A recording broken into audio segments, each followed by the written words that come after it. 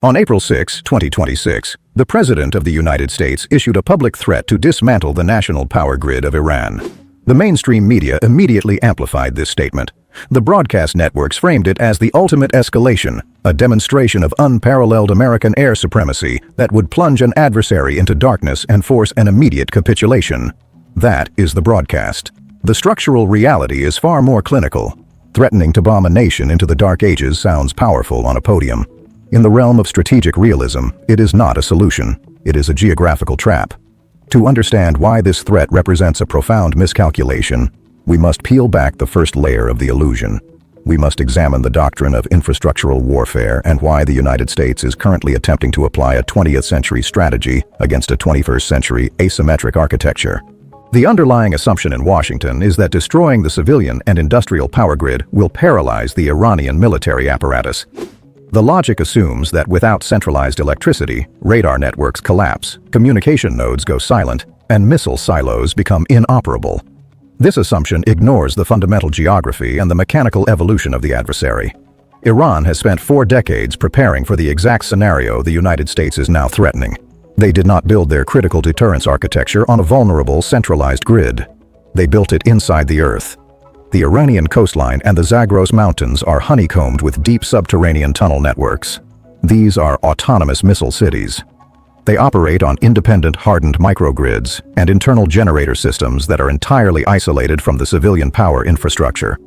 When the lights go out in Tehran, the missile launchers inside the mountains do not lose power. Furthermore, the Iranian strategic deterrent relies heavily on solid-fuel ballistic missiles.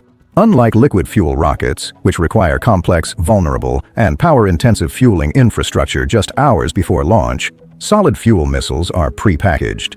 They are stored deep underground, loaded onto road-mobile launchers, driven to the surface, fired, and retreated within 12 minutes.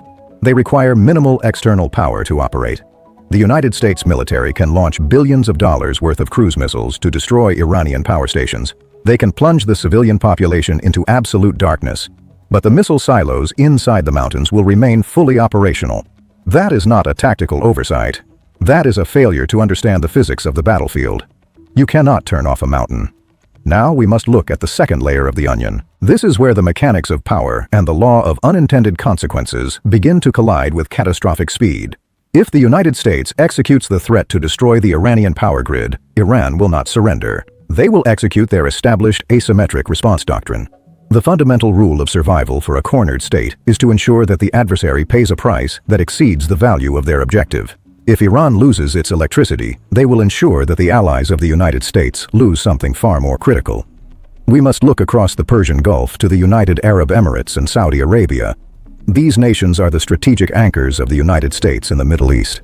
They are gleaming, high-technology fortresses of glass and steel, but their geography is their absolute vulnerability. The Arabian Peninsula is a hyper-arid desert. The populations of these nations and the industrial capacity that pumps oil to the global market rely entirely on centralized desalination plants. These massive facilities consume enormous amounts of electricity to convert seawater into drinkable water. In a theater of war, morality does not dictate the targets. Geography and mathematics dictate the targets. Iran possesses tens of thousands of low-flying, radar-evading suicide drones. The cost to manufacture one of these drones is approximately $20,000.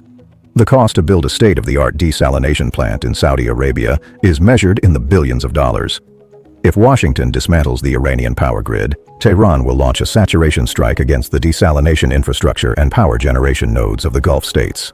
The United States has deployed the Patriot missile defense system and the Terminal High Altitude Area Defense System to protect these nations. But as we have documented, no defense shield is absolute against a multi-vector saturation attack.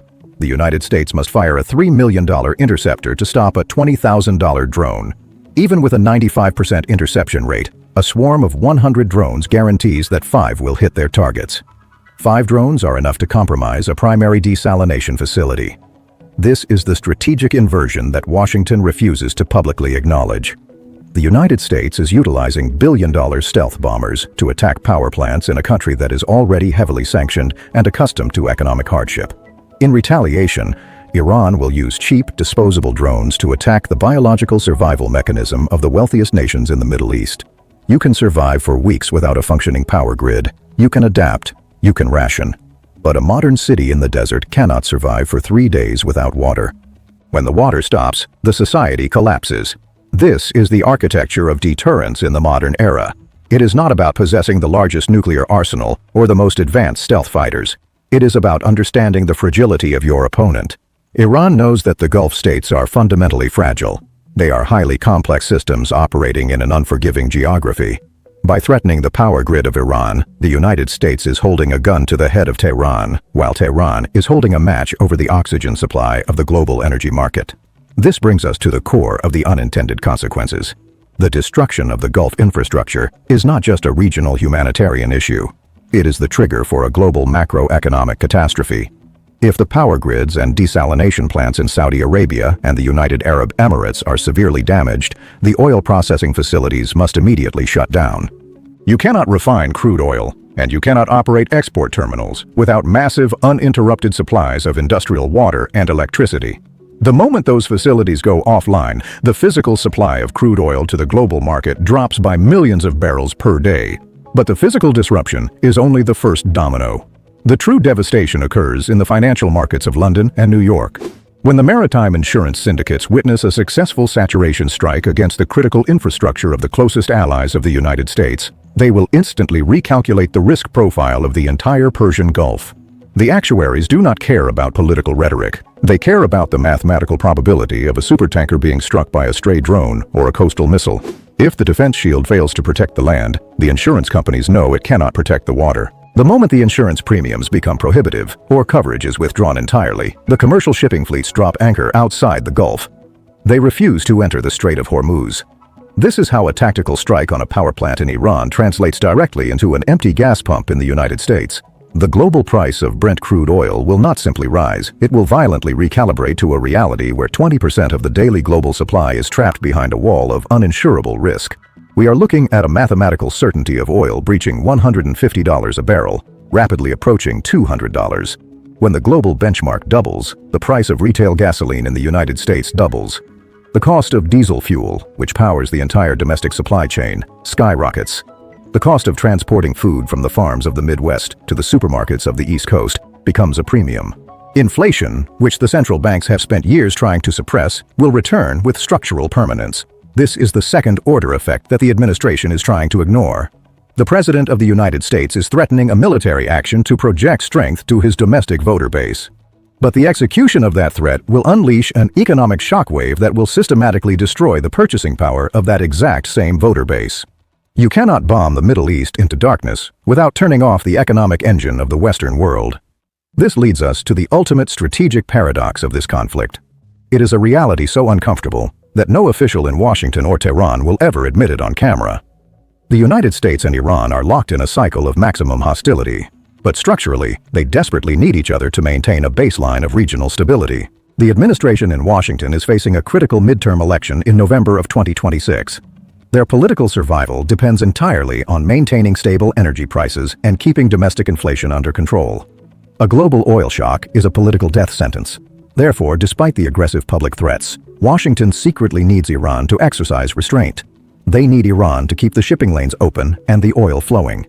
Conversely, the government in Tehran is operating under severe economic sanctions. Their survival depends on the illicit shadow export of millions of barrels of oil, primarily to China. They need the United States Navy to maintain a predictable, managed level of friction in the Gulf rather than executing a total blockade or destroying their export terminals. They are sworn enemies on the podium. But in the ledger books of global finance, they are mutually dependent hostages. Washington threatens the power grid to force a surrender. Tehran threatens the desalination plants to force a retreat. Neither side actually wants to pull the trigger because both sides know that the resulting explosion will obliterate their own core interests. This is not a demonstration of strategic dominance. It is a high-stakes hostage negotiation occurring over a sea of crude oil. The media focuses on the volume of the threats. The strategic realist focuses on the constraints of the geography. The United States possesses the absolute capability to destroy the Iranian power grid. That is a fact. But possessing the capability is not the same as possessing the strategic freedom to use it. The deterrence architecture has evolved.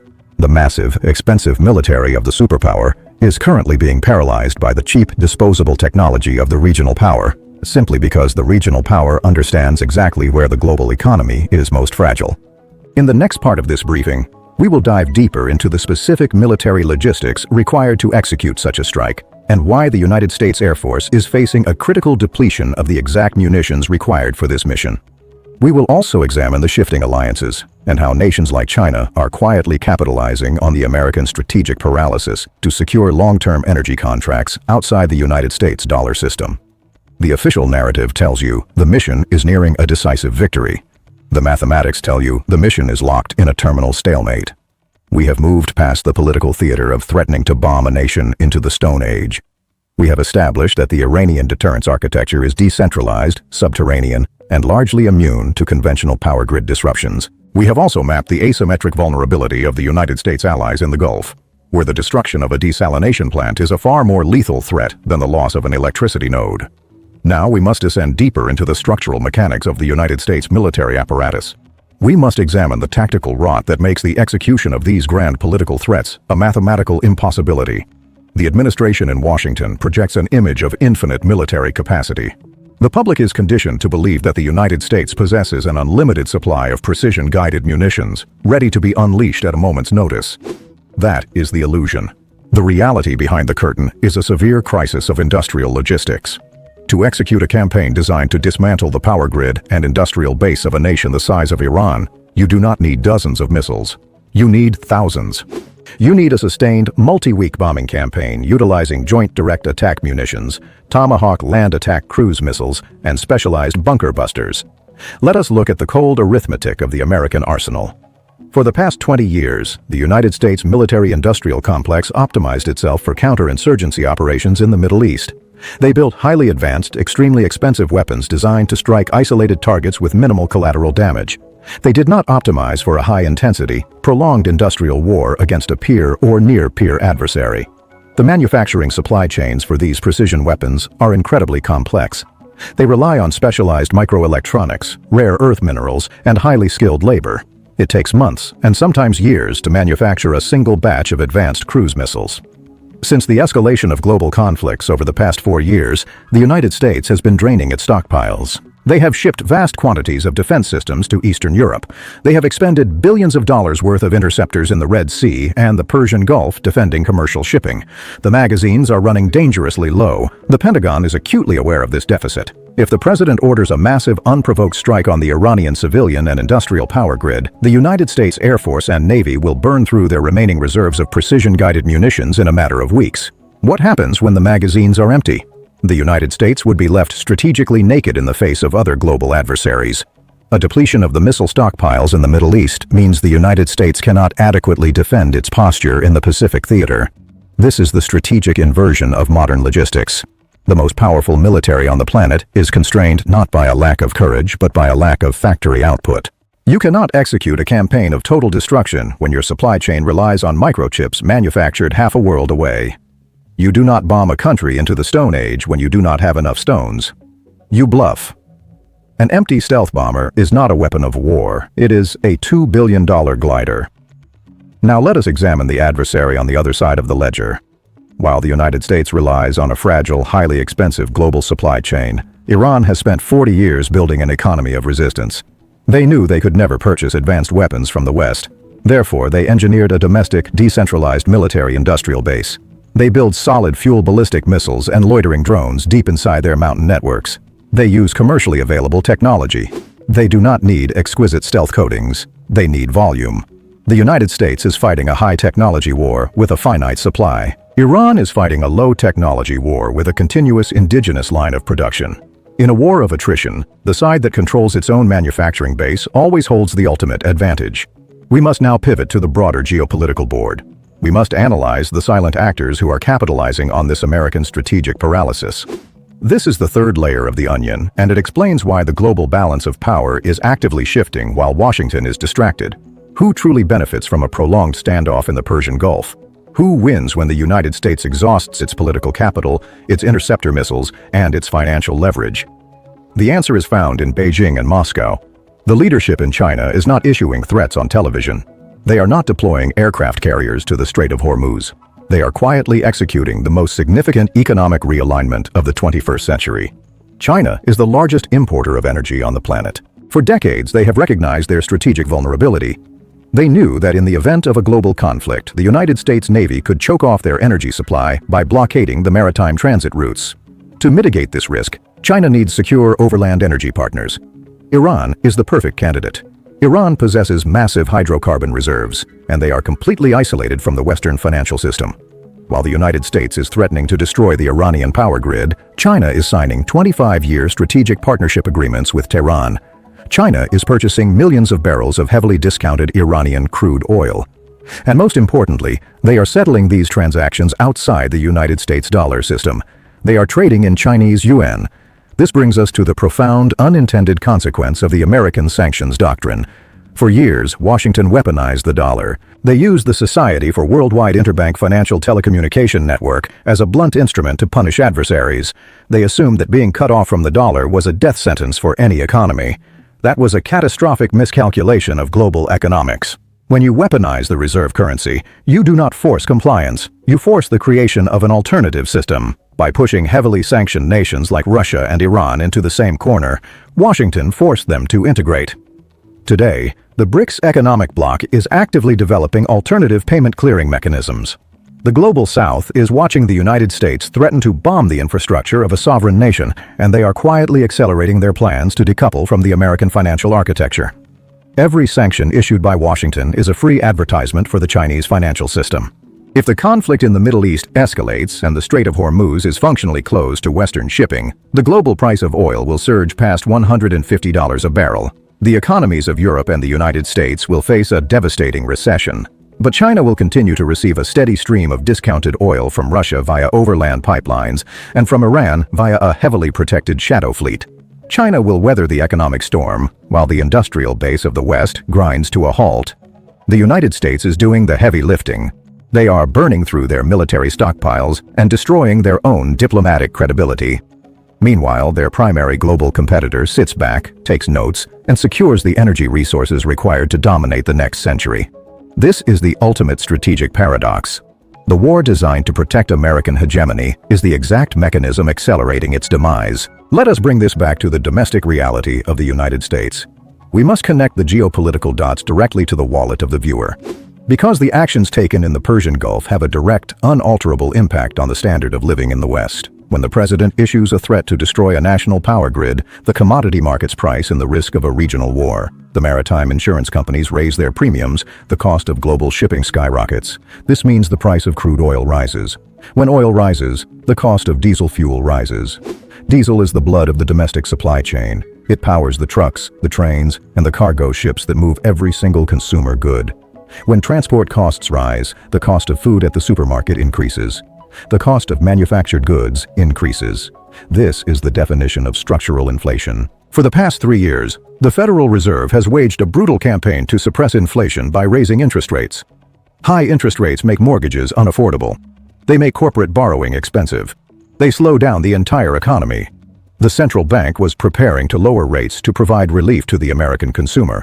But if a military escalation in the Middle East triggers a massive oil shock, inflation will return instantly. The Federal Reserve will be paralyzed.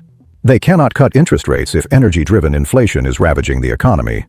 They will be forced to keep rates high or even raise them further.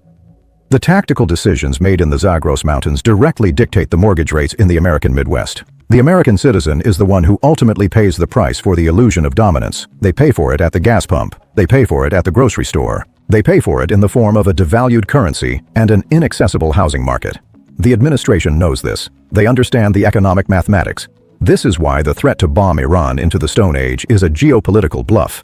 The ruling party faces a critical midterm election in November. A massive spike in gasoline prices and a return of hyperinflation is an electoral death sentence. They cannot afford a real war. They can only afford the optics of a war. They need to project overwhelming strength to satisfy their domestic political base. They need to look tough on television. But behind closed doors, they are desperate to maintain the status quo. They need the oil to keep flowing. They need the shipping lanes to remain open. This leads us to the final sobering reality of the current strategic landscape.